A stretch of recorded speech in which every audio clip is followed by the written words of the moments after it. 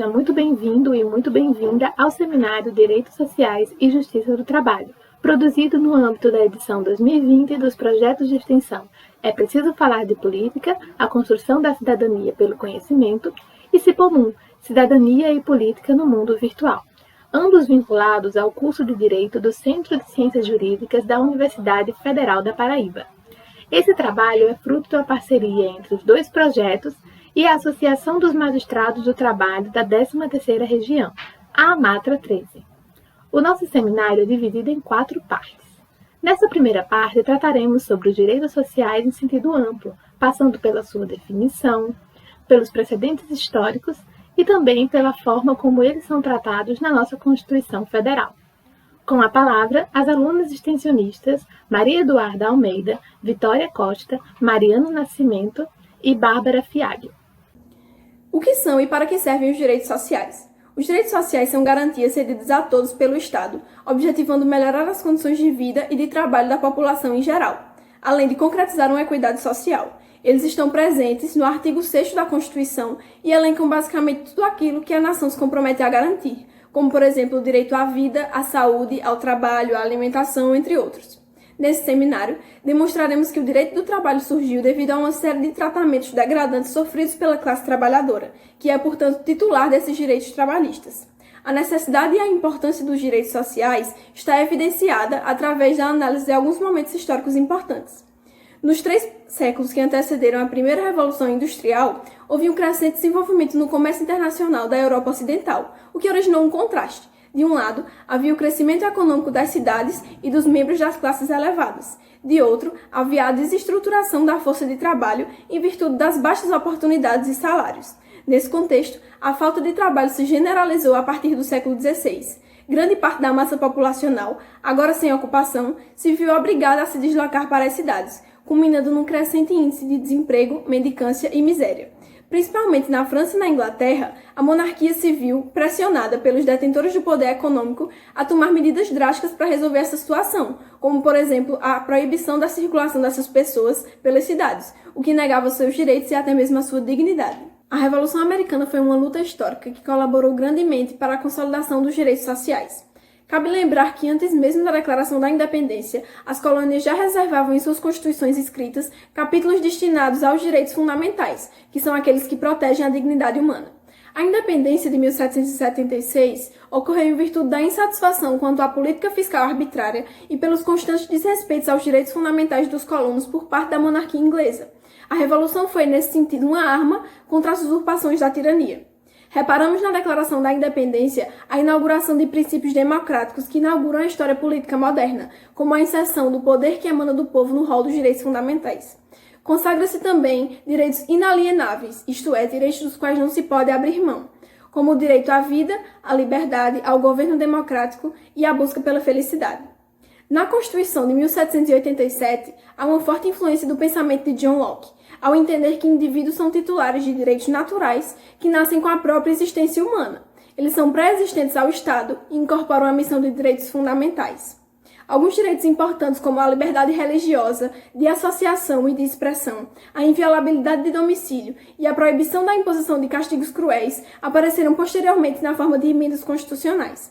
No entanto, mesmo sendo um grande avanço no sentido dos direitos sociais, nela ainda é possível observar a segregação de alguns grupos, como escravos, negros, índios e mulheres. Nesse sentido, o preconceito e a escravidão representaram um óbice ao desenvolvimento democrático. Agora que sabemos o que são os direitos sociais, vamos falar um pouco sobre 2 movimentos que foram de suma importância para a sua afirmação e expansão por todo o território mundial. O primeiro deles foi a Revolução Francesa. O contexto social da época era de forte crise econômica, o que gerou manifestações e greves por parte do povo, que chegaram à Bastilha e ocasionaram a sua queda em 1789. Nesse mesmo ano, foi criada, pelo governo da França, a Declaração dos Direitos do Homem e do Cidadão, garantindo no seu artigo 1º que todo homem nasce livre perante a lei e no seu artigo 3º que todo o poder do Estado emana do povo. Essa declaração foi uma forte evolução para o povo francês, pois até aquele momento eles viviam num governo absolutista e agora estava garantido por lei que o poder estava nas mãos do povo. Essa declaração também teve forte influência em várias declarações que vieram posteriormente, inclusive a Declaração da Independência Brasileira. O segundo movimento foi a primeira Revolução Industrial. No contexto social da época, a produção que eles utilizavam começou a se exceder e as condições de trabalho ficaram muito precárias. Isso resultou em diversas manifestações e movimentos operários que foram ininterruptos por vários anos. Isso resultou em uma pressão no Estado, e o Estado se viu sem saída a não ser garantir alguns direitos a esses trabalhadores. O Estado garantiu direitos políticos, sociais, civis e trabalhistas. Desde então, os direitos sociais vêm se expandindo cada vez mais pelo mundo inteiro. Hoje, temos a Declaração Universal dos Direitos Humanos de 1948, feita pela ONU, que muitos países adotaram, inclusive o Brasil. Com as meninas, a gente viu um pouco sobre o surgimento e a expansão dos direitos sociais, mas a gente ainda precisa falar sobre um acontecimento muito importante para a expansão internacional desses direitos, que foi a criação da OIT, ou Organização Internacional do Trabalho.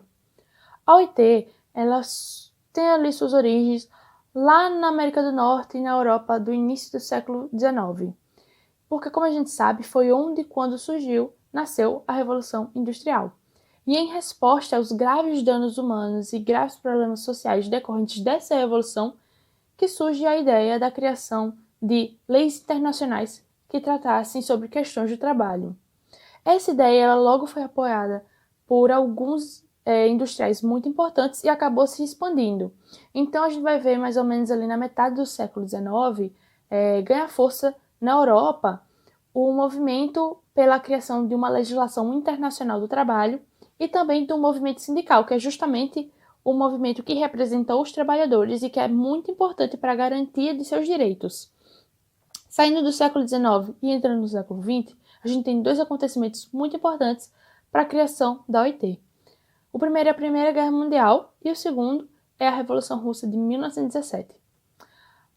Durante a Primeira Guerra Mundial, a gente não vai ver, de fato, avanços nos direitos sociais dos trabalhadores, mas a gente vai ver uma série de promessas realizadas por parte dos governos para que, quando houvesse paz, houvesse também a melhoria dos direitos trabalhistas.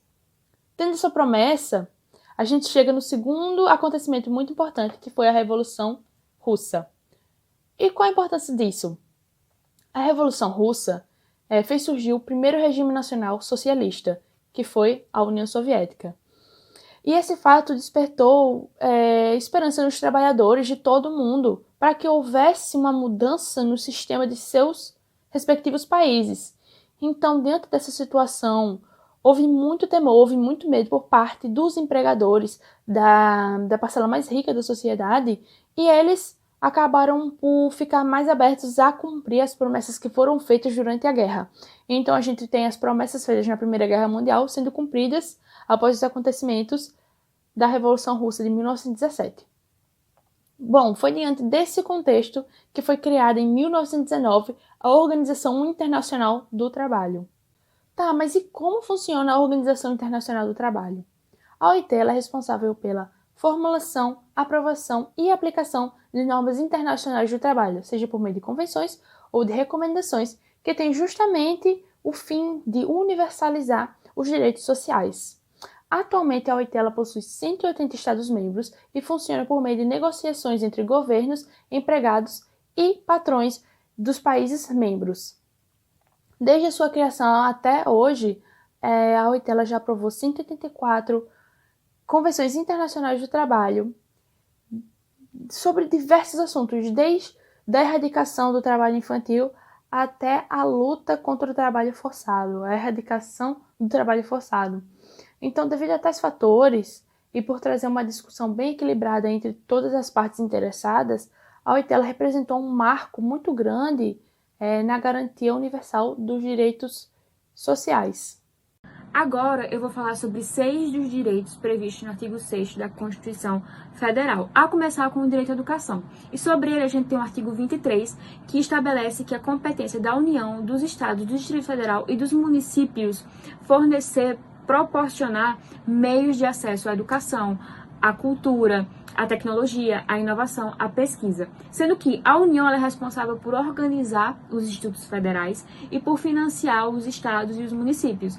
Já os estados, eles ficam prioritariamente responsabilizados pela educação do ensino fundamental e do ensino médio, e os municípios também com o ensino fundamental, mas também com o ensino infantil.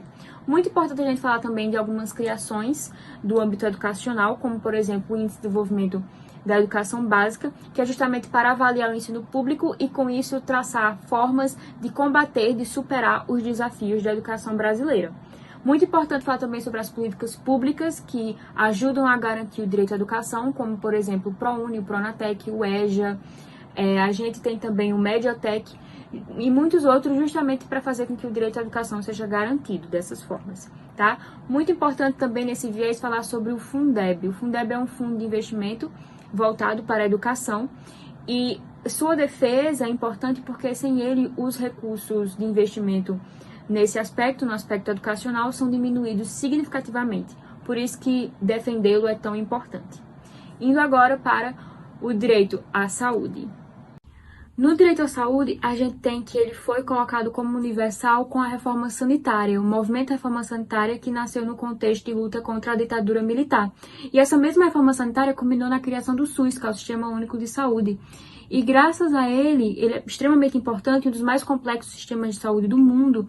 Ele está com a gente desde a gestação até a nossa morte. E ele engloba desde a atenção primária, média e de altas complexidades. O SUS está presente também na área farmacêutica. E mesmo uma pessoa que tem plano de saúde usa do SUS.